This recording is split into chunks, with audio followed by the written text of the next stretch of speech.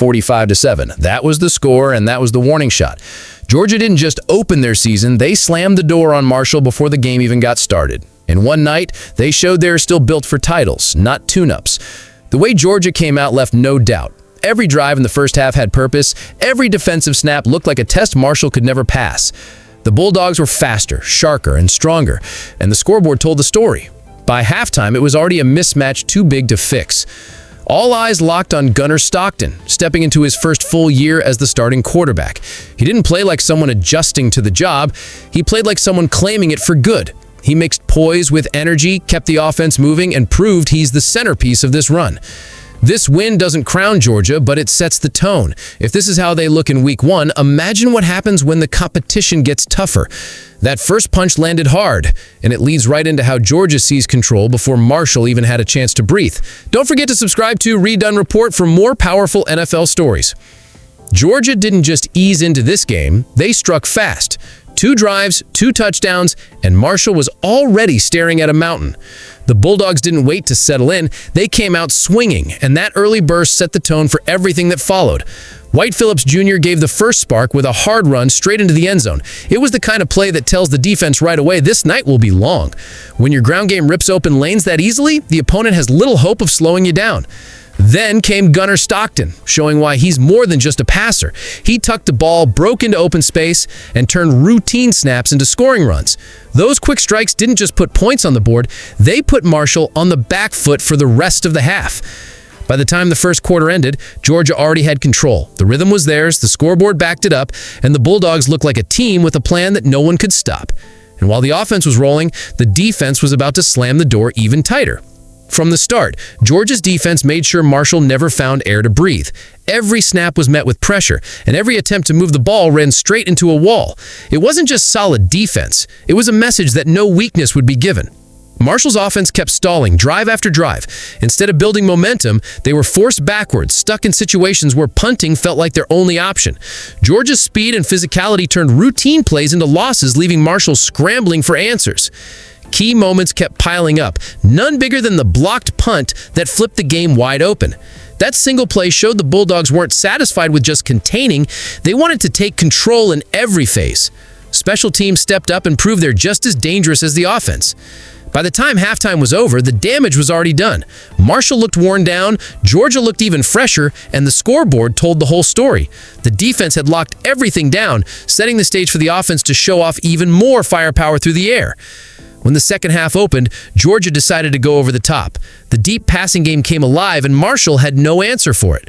One big throw shifted the entire stadium's energy and reminded everyone this offense is not one-dimensional. The highlight came when Gunnar Stockton launched a strike to Zachariah Branch, the transfer wideout who wasted no time showing his value. A 47-yard touchdown play put the game out of reach and gave fans their first look at a new weapon in the Bulldogs' attack. Branch wasn't just a one-play wonder. He made multiple grabs, stretched the field, and proved he could change the pace of the game in a flash. When a receiver can create separation that quickly, the defense is forced to respect every route. Georgia's passing game only kept adding layers. Touchdowns spread to other targets, showing that the depth at wide receiver is more than enough to carry them through the season. With weapons everywhere, the Bulldogs made it clear opponents can't just load up against the run anymore. What stood out most in this win was how many different players made an impact. Georgia didn't rely on one star or one unit. They spread the production across the roster. That kind of balance is what separates good teams from championship teams. 5 different Bulldogs found the end zone, each adding their own stamp to the game. It showed that no matter who steps on the field, the standard stays the same. Depth like this wears opponents down because there's never a weak link to target. Marshall's defense looked gassed trying to keep up. Just when they adjusted to one look, Georgia sent in fresh legs and kept the pressure high. Every substitution kept the tempo up, and that constant rotation is what turned the game into a runaway. Special teams also played their role to perfection, finishing every chance without mistakes. When every unit contributes, offense, defense, and special teams, you get the kind of complete effort that makes a blowout feel almost routine.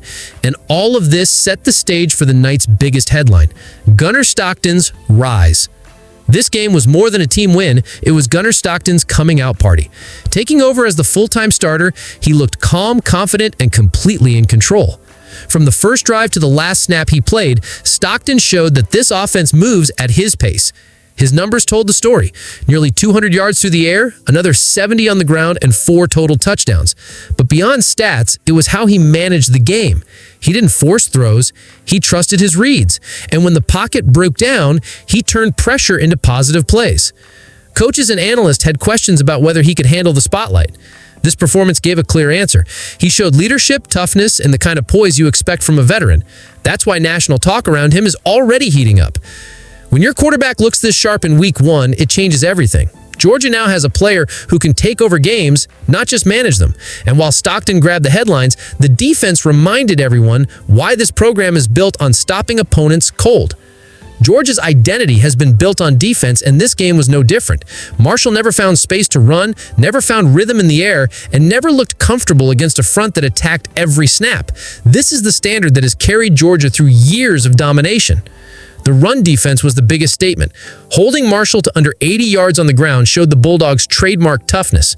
Linebackers crashed gaps, linemen owned the line of scrimmage, and the pursuit on the edges left no room for big plays. Individual standouts added to the effort. Raylan Wilson racked up tackles, C.J. Allen brought leadership in the middle, Gabe Harris Jr. disrupted the backfield, and Elijah Griffin anchored the front. The balance across every level made it impossible for Marshall to find an opening. Even the secondary held its ground, allowing only one late deep completion after the starters rotated out. Georgia's defense wasn't just effective, it was overwhelming. And with that kind of foundation, the Bulldogs now head into their next challenge with full momentum. With Marshall behind them, Georgia now shifts focus to what's next. A lighter matchup against Austin Peay is on deck, but all eyes are already circling the Tennessee game. That road trip will be the first real test of how this team stacks up against SEC pressure. Tennessee can score, they can move the ball, and they will not fold at home. That's exactly why this game matters. It's the kind of early season clash that shows whether Georgia is just strong on paper or strong against top-tier competition. The Bulldogs have depth, leadership, and a quarterback who looks ready for the spotlight. If they bring the same energy from week 1, they can prove they're not just playoff contenders, they're championship favorites. The way they've started suggests this group is hungry for more. Fans are already buzzing, asking the same question. Is this the year Georgia takes back the crown? If the Marshall game was any sign, the answer might come sooner than people expect. Blessings to all my Red Zone Report subscriber family. Your support means everything. Stay tuned, stay sharp, and I'll catch you in the next one.